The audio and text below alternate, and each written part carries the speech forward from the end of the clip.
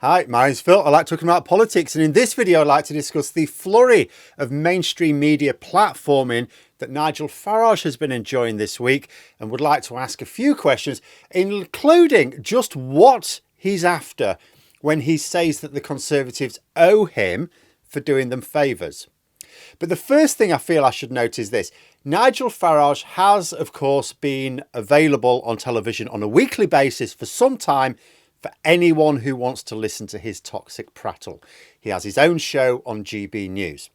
But in the last week, he has appeared on a number of mainstream programmes, being allowed to uncritically present his Islamophobic and generally reactionary and racist bile. He'll also be on Question Time again tonight, which allows me to remind people that he has been on Question Time dozens of times during the main Brexit years. And the BBC justified it when queried by saying, well, he's an MEP, he's as an elected representative, yeah, he should be on. But he was on dozens of times. The BBC never once invited on one of the majority of pro-EU MEPs that this country had. They represented way more people. But what is the justification now? We're a week into a general election. Parliament's now dissolved. By the way, this means that there are 0 Tory MPs in the country right now. 0. They don't exist. If you want to keep it that way, don't forget stopthetories.vote for your tactical voting needs when the time comes. But anyway, cheeky plug aside. When there's a major election campaign, the news should be focusing on what the various parties have to offer the electorate. We're used to, in between elections, the news is like Labour Conservative, doesn't really comment, might comment a little bit on the SNP, but doesn't really comment on the other parties. Lib Dems hardly ever get a mention. Green Party, it's like don't even exist. But during a general election campaign, all of a sudden people are going to vote for these parties. The news media should be paying attention to them. But there has been a notable absence of invitations for the Lib Dems, Greens, SNP and Plaid. I actually think the reason why Ed Davey carried out that ridiculous stunt on Lake Windermere, which just sounded balmy, was because I think they're just thinking to themselves, we need to play the game. You know, the BBC and other outlets are clearly only interested in clicks, because I think that's why Nigel Farage and people like that get platformed so much. Yeah, I think there's a bit of the old boys network at work here. I do think that's the case. But I also think there's just a lot of people in charge who are focused on views, focused on clicks, rather than the public interest. Which the whole point of having a publicly funded broadcaster like the BBC, I mean, you can understand it of commercial operations. Publicly funded broadcaster, they shouldn't have to justify themselves like that. You know, they should focus on the public interest. But anyway, you know, the Lib Dems and the SNP, I mean, they could win 100 seats between them. That's realistic.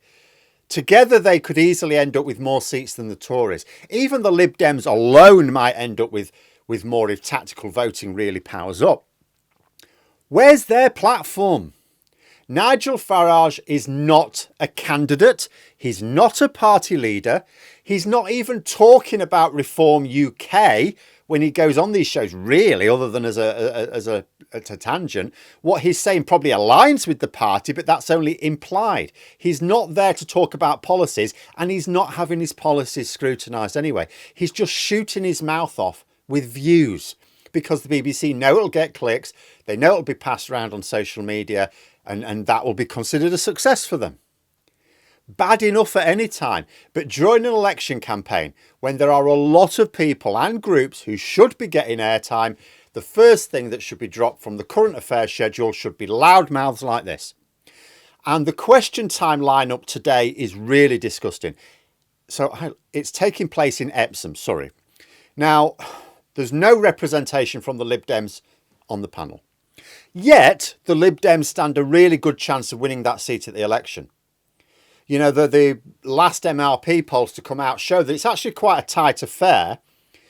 And probably it's going to be between the Conservatives and the Lib Dems.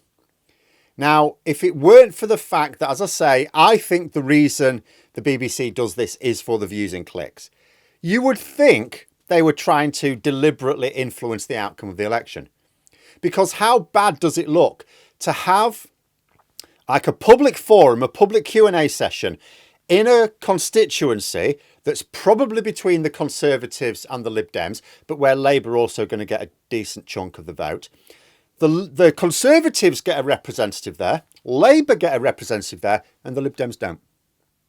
So, of course, I've complained to the BBC about that because that looks really bad, particularly when they've found time to put on two broadcasters, as I say in my complaint, Piers Morgan and Nigel Farage, neither of whom have anything really to say about the local issues, and neither of whom are taking any part in this election. You know, it really ought to be possible for the Lib Dems to challenge the BBC on this, and for us to have a system where that challenge would have to be answered. You know, it's one major reason why we need media reform. Despite how they keep messing up, we have to remember, most people at the BBC are not actually Tory shields. We know there are some and they're in prominent positions, but most of them aren't. They are actually trying. They just have the wrong guidance, the wrong focus, the wrong success criteria. It shouldn't be about clicks, public interest. You don't need the clicks because you're publicly funded. So the BBC actually is one of the better outlets, really. And if they can make such a big mess of things and are in dire need of a major review of their focus on the public interest, imagine how much more so other outlets need it. And someone posted a worrying thought in WhatsApp group I'm in, when discussing this. They were sort of saying, what if we actually end up seeing much more of Nigel Farage when Labour in power? What if he's invited on even more for the sake of their warped sense of balance? Or maybe all he's after now is making some more money so he can retire or something. He's obviously planning on grifting a fortune in America this autumn. He's hinted at the fact he's been offered jobs in America.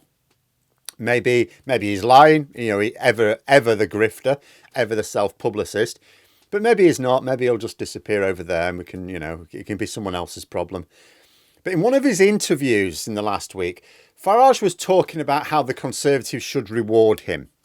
He said, I've done some huge favours over the years. He said, I've done them some huge favours over the years. Give me something back. We might have a conversation.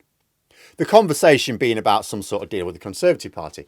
Happy to publicly, to camera, ask for a bribe. Maybe this is why he initially said he wouldn't be doing much this election. Maybe he was giving Sunak a chance to offer him a suitably hefty brown paper bag in return for his absence from the stage or something. But once we get past his naked greed, the fact he says the Conservatives should do something for him as a reward, it's worth thinking about the service he thinks he's done them.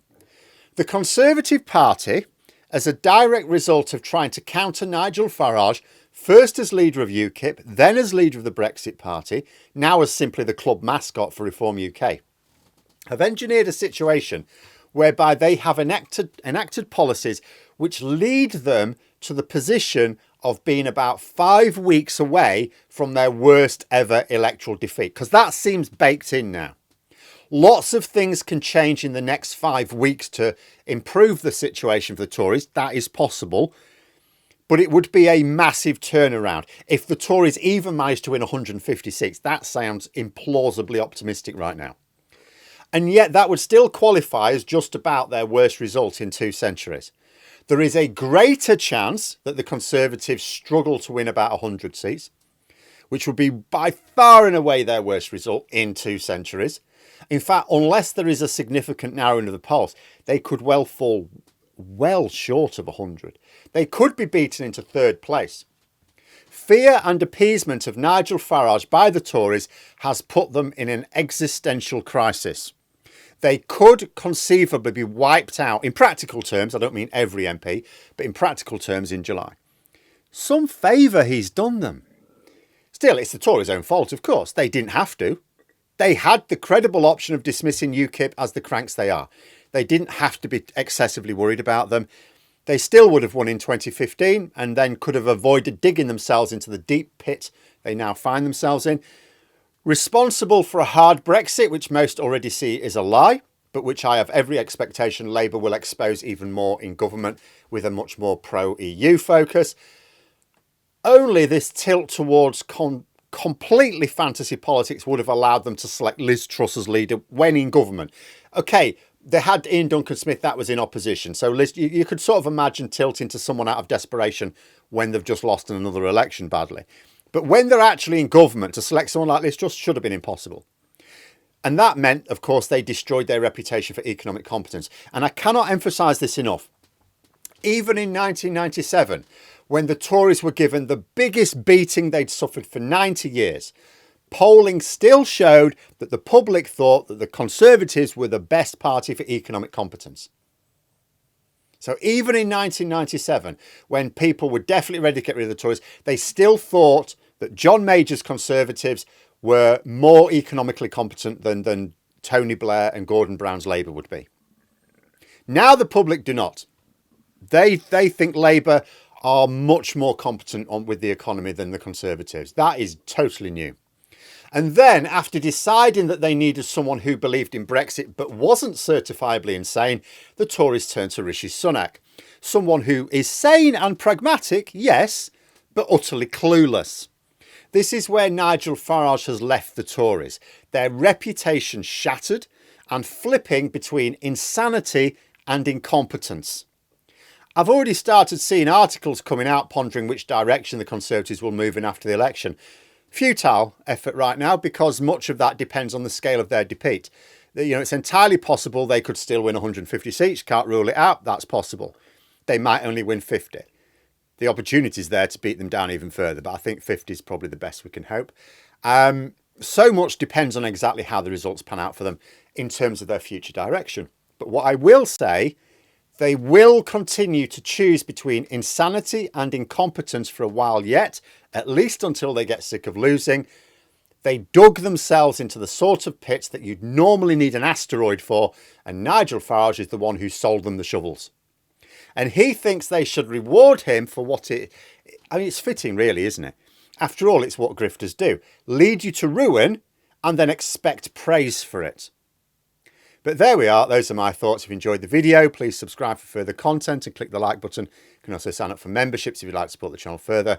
Thanks for watching, and until next time, I'll see you later.